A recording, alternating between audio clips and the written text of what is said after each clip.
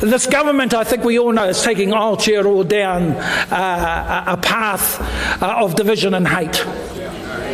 Not since the terrible iwi Kiwi days, the brash days, anti-Māori days, has New Zealand ever seen such an organised hate campaign built upon lies and falsehoods to turn Māori and Pākehā against each other.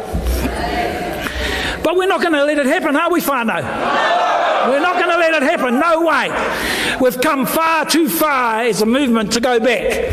This next generation of Kiwis do not fear Māori culture. I hear that. I see that when I see you all there today. Why? Why? Because you know that the promotion of Māori culture doesn't need to come at the expense of others. The next generation of Kiwis are more confident in their own skins. You see them. They're your kids. They're your mokapunas. They know that the treaty is a core part of that. Now, to be clear, I want to reiterate my view I said in the Herald the other day, and that is that Middle New Zealand has changed from 20 years ago. Middle New Zealand was once, we know this, was once characterised to be conservative with views that isolated Māori, immigrants and minorities. Today, I think the Middle is moved on.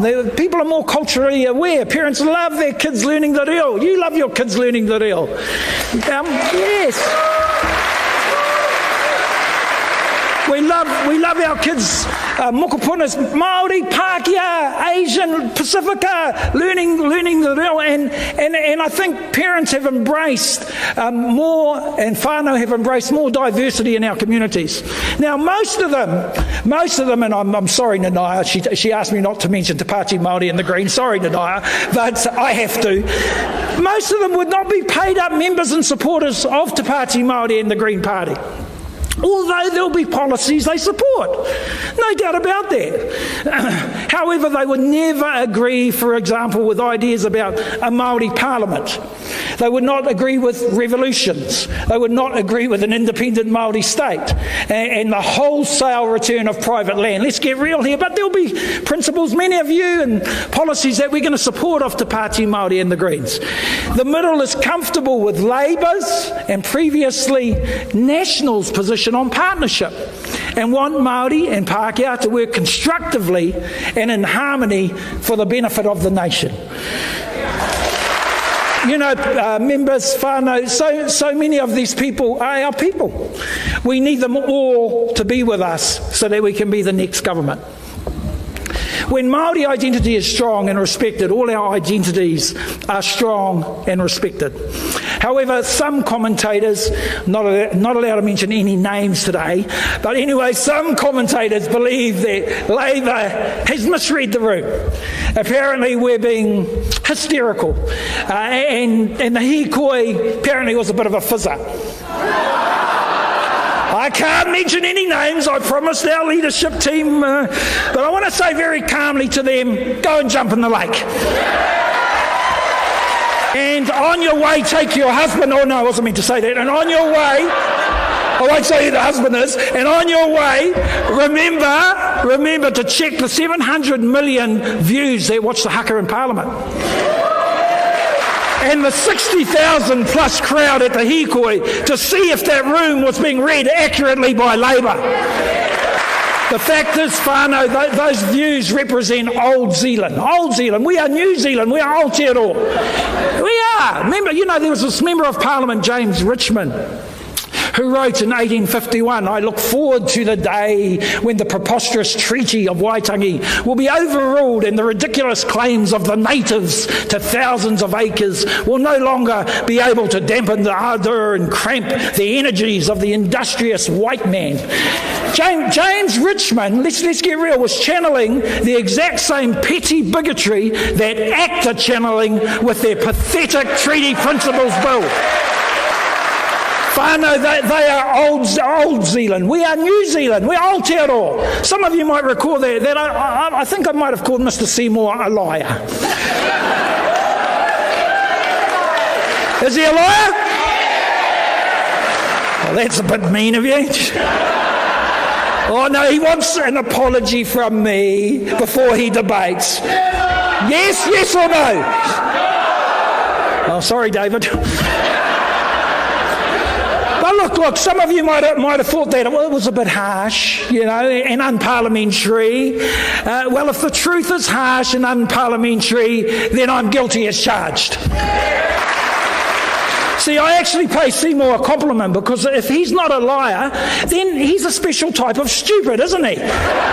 No, seriously, he's a special type of stupid. The type that I'm being serious here, a special type of stupid that I've never seen before, because when he is presented, here's the thing, when he is presented with the evidence, he's either so stupid that he doesn't understand it, or more likely, he is deliberately ignoring and misrepresenting the 50 years of work we have collectively done. No, I have no problem saying collectively. Seriously, there are good people on all sides. Let's be real. Some of you, I've seen a few swingers out there. I'm sure you're on the other side before. That's all right. We need all the votes, But it's been a collective strategy here, Labour, National. But instead, he's progressing the most divisive, hate-fueled, anti-Māori, anti-treaty, anti-worker agenda we have seen since 1851. For Seymour to be correct, everyone else must be wrong. I believe the Waitangi Tribunal, which has said if the bill were to be enacted, it would be the worst, most comprehensive breach of the treaty in modern times. I believe the Ministry of Justice, who says the bill may lead to discriminatory outcomes inconsistent with New Zealand's international legal obligations. I believe the over 40 King's Council, who have said they have grave concerns about the substance of the Treaty Principles Bill and its wider implications for our country's constitutional arrangements. They're the best legal minds in the country, people. And I believe the 6 legal experts interviewed by top political writer Audrey Young, Dr. Carwyn Jones, Sir Doug Graham, Karen Faint, Christopher Finlayson, Geoffrey Palmer, and our very own former Attorney General David Parker, who all said the treaty confirms existing rights for Māori. It has not created any new rights, any extra rights, unequal rights, or special privileges, as the ACT Party wants you to believe and continues to lie about. I just added that last bit in the end. I won't defame our great legal people, but that, of course, sort of clarifies it, doesn't it? It's the legal expert's opinion. There is nothing extra, and we just have to be clear when we get these idiotic arguments from the other side about unequal distribution in this country. But I just want to be totally clear. Also, why would all these reputable groups and individuals lie? There's nothing in it for them. I think we all know who's lying, don't we? We all know who's lying. Members, whānau, the Treaty Principles proposal is not just a Māori issue, as right-wing trolls would have you believe. It is a New Zealand issue, a justice issue, and respecting who we are and what we stand for. And that's why Labour doesn't just put the Māori caucus up, who I'm so proud of. They put up people like Duncan Webb, who did a fabulous job the other day. They put up Ginny. We put up Ginny. We put our people up who will fight the fight. Not just Māori, it's all of our fight. This is a justice issue. This is a principle issue. That's why Labour had to stand by the hikoi the other day. Well, no, let's remember why we're in this state of stress and harassment in the first place. Prime Minister Christopher Luxon. I've never seen such weak leadership from a Prime Minister in my life. He has allowed himself, we know this, he has allowed himself to be outsmarted by David Seymour, and has provided him a platform for 6 months so Seymour and his band of ACT Party fanatics can go across the country on their hate tour, or because Luxon couldn't negotiate his way out of a telephone booth. How come, here's a question for you, whānau, how come Christopher Luxon's coalition agreement is so sacred, but the treaty is not? whānau, how come his desperate grasp at power overrules the binding constitutional framework of Aotearoa New Zealand? See, we expect racist political stunts from ACT, but it's the Prime Minister's responsibility to protect the people of this country from racist stunts. The Prime Minister is failing at the basics and being bullied into policies, very few of us want. In fact, I know no one here wants them. I'll tell you all something for free right now. Chippy wouldn't have allowed this. No way. No way. Chippy's decency and leadership would have allowed him to put his ambition above the obligations of good governance. He would have forfeited the opportunity. He has values and principles. Chippy's leadership and values is why I am Labour. For my entire political career, I've believed in Māori and Pākehā using the treaty as a framework for working together. The treaty should be our collective source of hope, not perpetual division. In government, I was proud of being part of our Māori caucus team. I'm so proud of our team. Willow Jean Prime, Penny Hena, they got the great team there. We had Adrian Rudafair, first Māori speaker, and the rest of the team. We delivered in terms of initiatives for our people. Penny and whānau ora. Willow Jean doing the business in terms of matatini. We just got stars everywhere. And we've got an East Coast star too, Kushla Tangaire. The only one who won out her electorate, that's all right. We only just got outpointed in the other 6, Kush. And we're coming back in those Māori seats, but we're proud of what we delivered. Public holiday matariki, establishing a Māori health authority, Māori trades training, mana and mahi. We did that myself, and Carmel Sepuloni's been a fantastic minister, and we were taking our obligations under the treaty seriously. And in opposition, people, you would have noticed, we've seen our leader take a firm stance on the treaty, our obligations, and declaring as the first leader of a major party that Māori did not cede sovereignty. Now, what does that mean? Because people think, oh, geez, all the Pākehās and Paratai Drive in Auckland got to move out of their houses. No. The second part's going to be tough, Chippy? But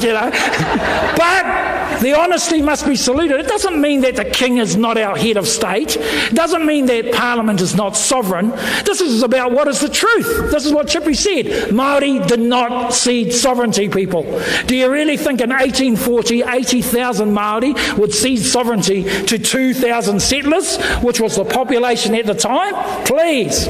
What Māori gave in the treaty, and I want people just to, if you haven't read it, and I know a lot have, what Māori gave in the treaty was the opportunity for the Crown to govern, as long as the Crown acknowledged Māori sovereignty, or what we call tino rangatiratanga. The Crown guaranteed to do that, then broke the promise within 24 hours, and for the next 135 years, until the Waitangi Tribunal was set up in 1975. I hope you are clapping 1975 and not the 135 years. Since 1975, for nearly 50 years, Labour and national governments, as well as the courts, have been grappling with how we deal with continual breaches of the treaty by the Crown. It hasn't been easy, but I sincerely believe, good progress has been made. Ngāi Tahu's a shining example of it, and the wonderful Hana O'Regan, who'll speak later on, the daughter of the great Chief Tipene O'Regan. This rohe is a great example of the progress that has been made, and it's all threatened by Seymour's disgraceful bill. There's absolutely nothing to fear from Māori people doing well, and everything to gain. Fellow Labour whānau, my working class roots knows that solidarity is best expressed in class. While identity remains incredibly important, only a class strategy can deliver equity for all New Zealanders. Whānau, don't allow the right wing to frighten you. We've got to keep our nerve here. We've got to keep our nerve.